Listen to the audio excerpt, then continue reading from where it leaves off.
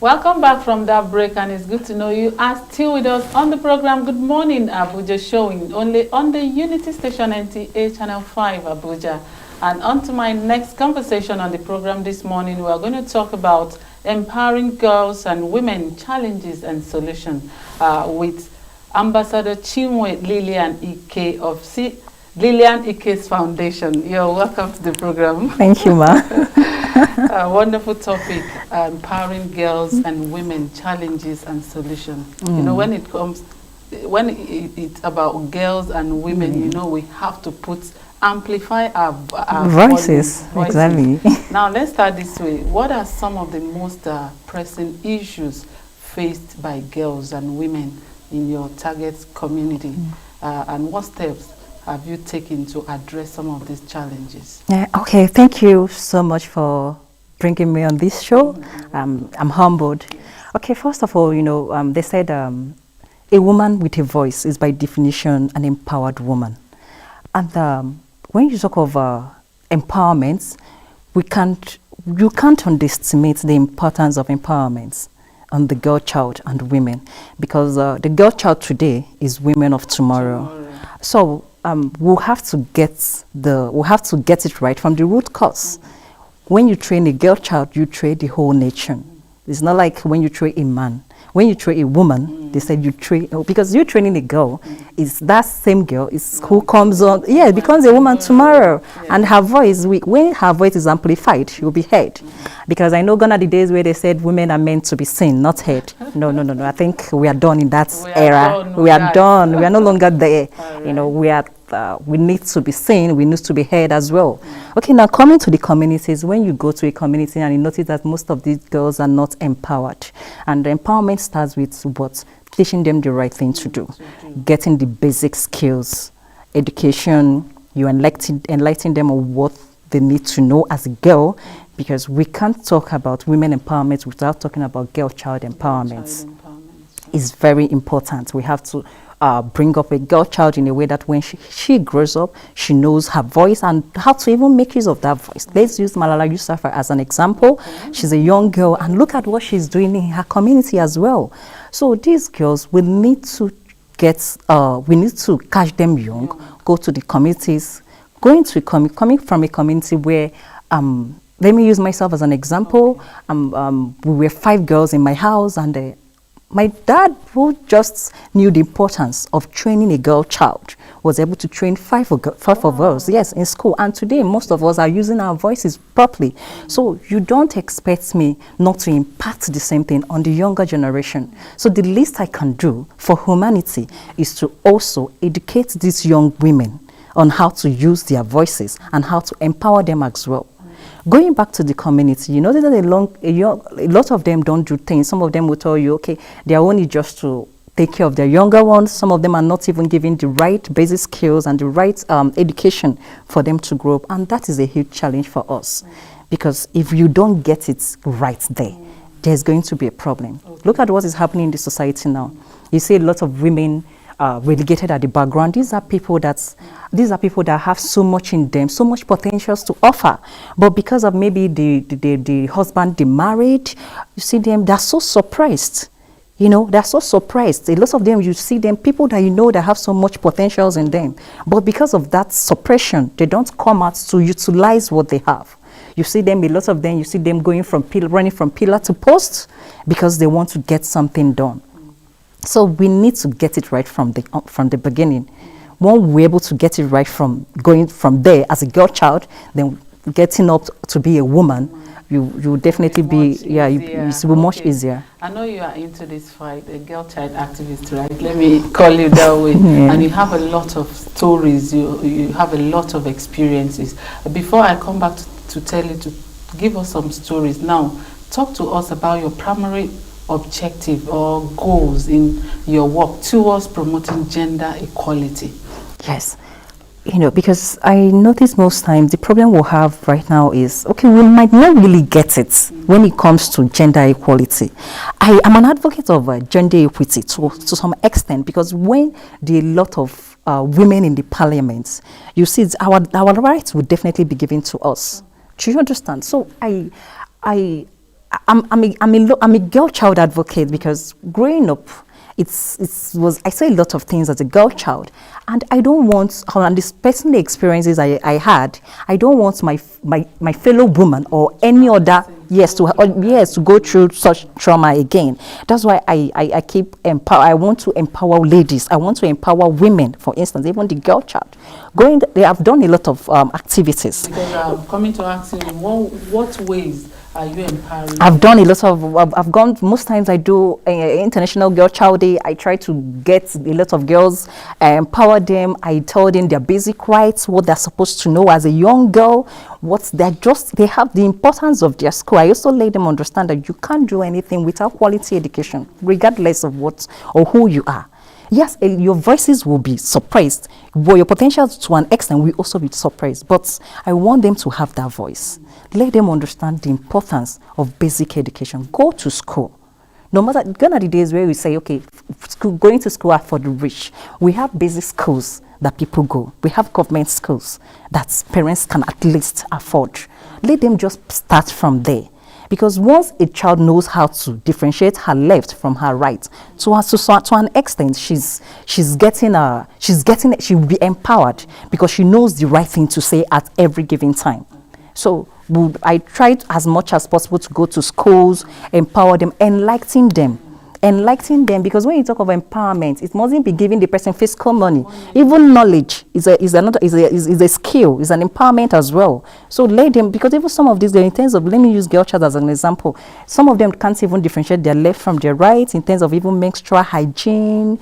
All those, you see it, but when you go to school, you educate them, enlighten them on issue of sexual abuse, menstrual hygiene. These are also part of empowerment. You also, if it's something you can give them a share pass to them, okay, at least start this. Even if you can't afford this, look at the next solution, look at the next thing you should be able to use if you're on your menstrual period. And by them, they're getting empowered as well. Well, we're talking about empowerment and trying to give voice to a girl child. How are you collaborating with different stakeholders, such as government agencies or local communities, to bring about a positive change for girls and women? Yeah, thank you. The government is trying, but more needs to be done. More needs to be done, yes.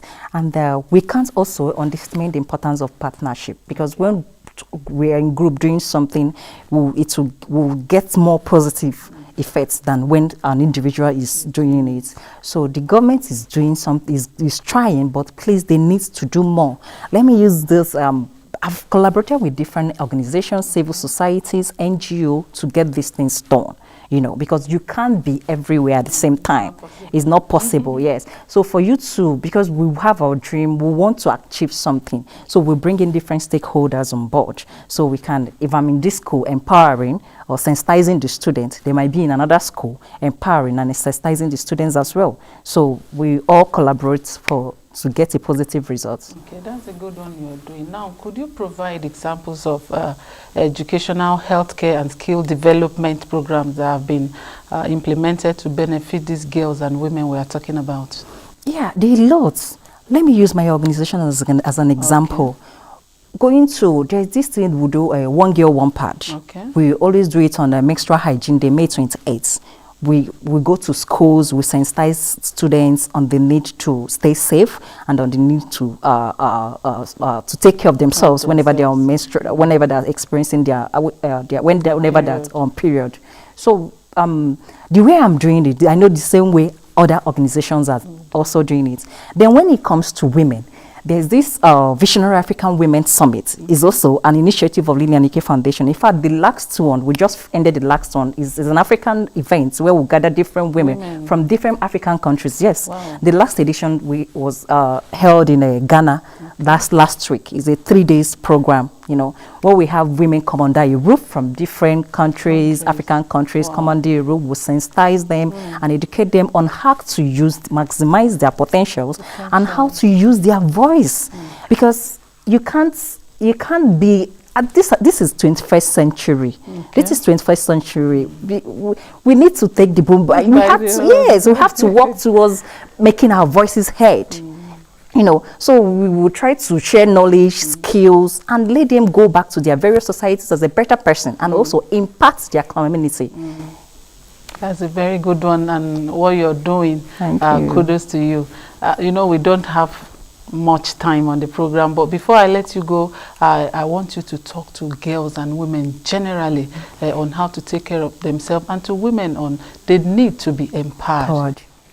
You know, as a girl child, I keep telling young girls these days, yeah, the issue of social media is already there, and if you're making use of social media, try to make use of it in a positive way. Yeah. You can learn. The reason why you have a phone in your hand is for you to navigate correctly. Make use of your phone properly. Know the sites you can go.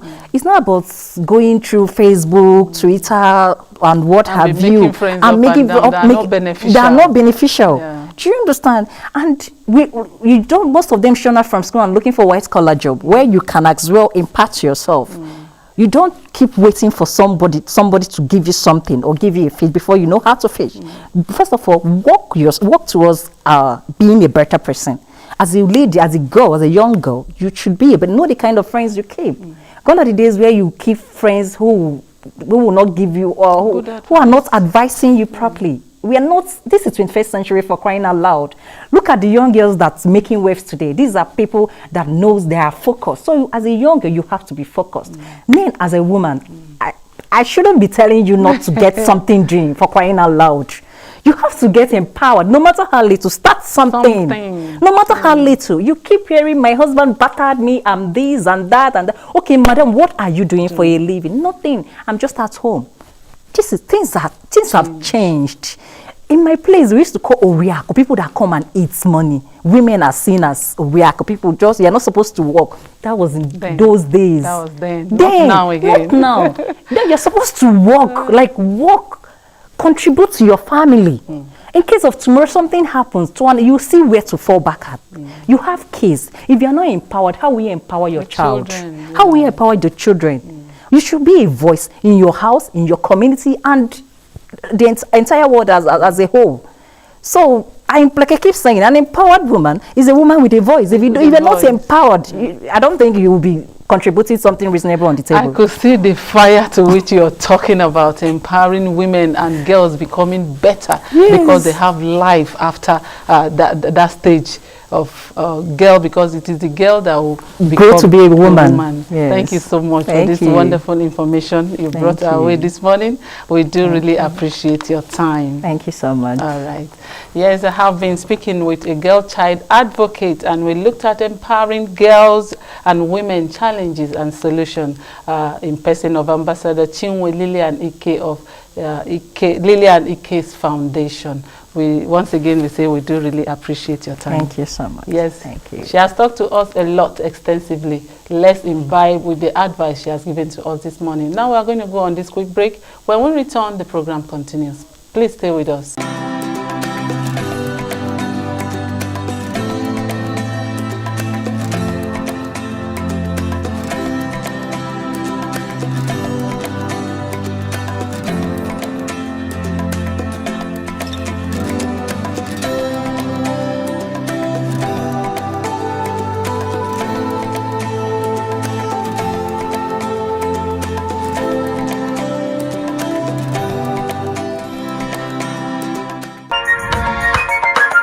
Welcome back, and it's good to know you have rejoined us on the program. Good morning, Abuja. And next on our lineup this morning is our Children's Corner on What Can You Do?